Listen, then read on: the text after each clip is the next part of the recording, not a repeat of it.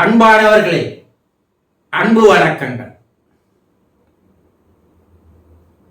நீங்கள் ஒரே ஒரு நிமிடம்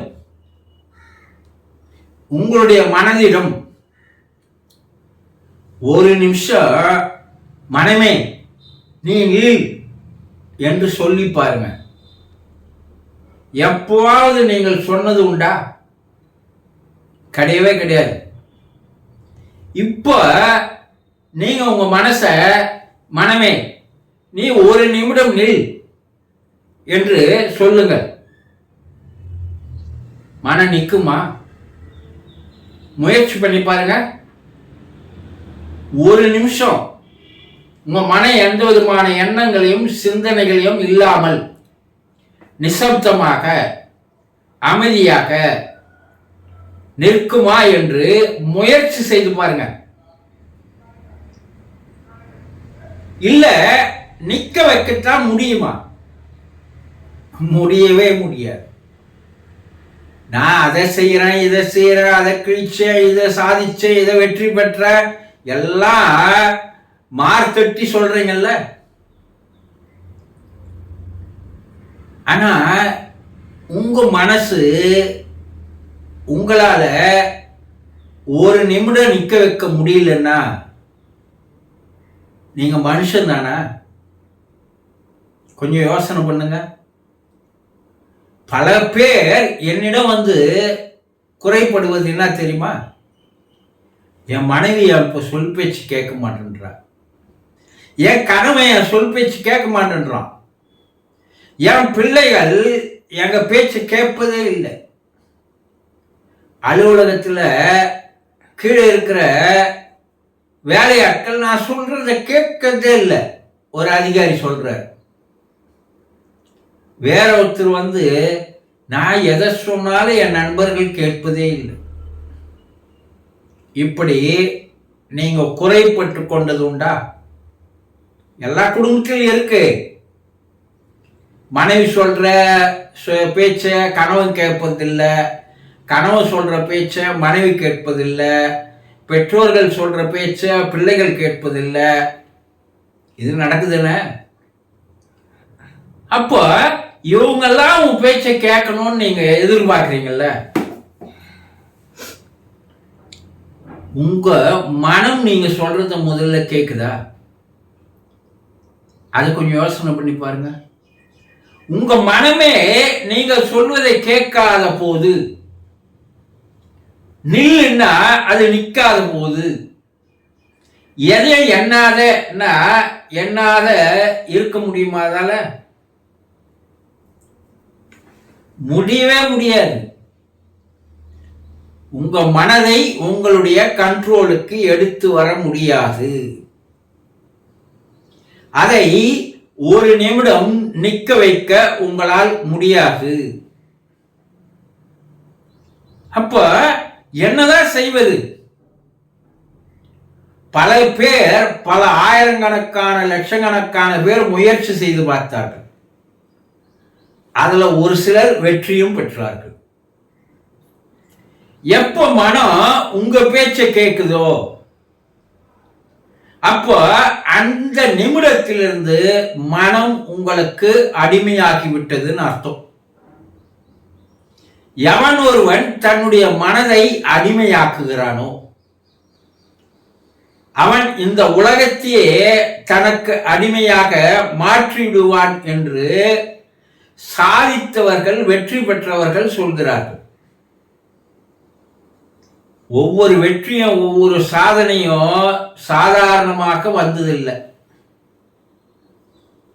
பல்வேறு முயற்சிகளுக்கு அப்பால், பல்வேறு தோல்விகளுக்கு அப்பால் தான் அந்த வெற்றிகளும் சாதனைகளும் வருகிறது. அதுக்கு முதல்ல அவங்க செய்த முதல் செயல் என்னன்னா, தன்னுடைய மனதை தன்னுடைய கண்ட்ரோலுக்கு கொண்டு வருகின்ற வேலையை செய்தார்கள். அப்போ மனம் அவர்கள் சொல்கிறபடியெல்லாம் கேட்டு நடக்க ஆரம்பிக்கும் போது அவர்கள் நினைத்ததையெல்லாம் நடத்தி காட்டினார்கள். இதுதான் உண்மை. இது நிரூபிக்கப்பட்ட உண்மைகள், ஏதோ பொய்யோ கற்பனையோ இல்லை. ரிஷிகளாக, முனிவர்களாக, யோகிகளாக, சித்தர்களாக, அவதாரங்களாக இவர்களெல்லாம் பரிமாணம் எடுத்தது. அவர்கள் மனதை முதலில் தன்னுடைய கண்ட்ரோலுக்கு கொண்டு வந்தார்கள். இந்த உலகிற்கே மனித குலத்திற்கு வழிகாட்டியவர்கள் ரிஷிகள், யோகிகள், முனிவர்கள், சித்தர்கள், அவதாரங்கள். நீங்க யாரெல்லாம் போய் அவதாரங்களா வணங்குறீங்களோ அவர்கள் எல்லாம் முதலில் செய்த சாதனை, பயிற்சி, முயற்சி, தன்னுடைய மனதை தன்னுடைய கண்ட்ரோலுக்கு கொண்டு வருகின்ற வேலையில் ஈடுபட்டு வெற்றிகளை கண்டார்கள். அதனால்தான் அவர்கள் இந்த பூமி உள்ளவரை அவர்களுடைய பெயர்கள் நிலைத்து நிற்கின்ற வகையிலே செய்துவிட்டு சென்றார்கள். எப்போது மனம் நீங்கள் சொல்வதை கேட்கிறதோ அப்போது உங்கள் வாழ்க்கையிலே பல்வேறு அதிசயங்கள், அற்புதங்கள் நடக்க ஆரம்பிக்கும். ஏன்னா மனம் எப்போ நிற்குதோ அப்போதான் நீங்க தெய்வமாக மாறுகிறீர்கள். சில வீட்டுங்களில் சொல்லுவாங்க, குழந்தையும் தெய்வமும் குணத்தால் ஒன்று சொல்லுவாங்களா இல்லையா? ஏன்னா குழந்தைகளுக்கு மனம் என்பது இல்லை, அதனால அது தெய்வ நிலையில் இருக்கிறது. எப்போது மனிதர்களுக்கு மனமானது செயல்பட ஆரம்பித்ததோ அவன் தெய்வ நிலையிலிருந்து தன்னை மனிதனாக உருமாற்றிக் கொண்டான்.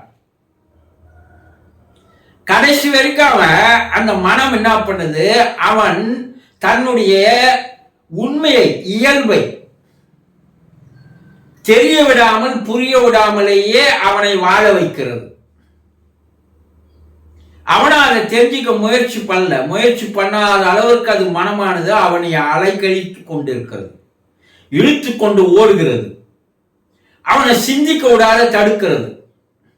நம்மளுடைய உண்மையான சுயஸ்வரூபம் என்ன என்பதை அவன் அறியாமலேயே இறந்து விடுகிறான்.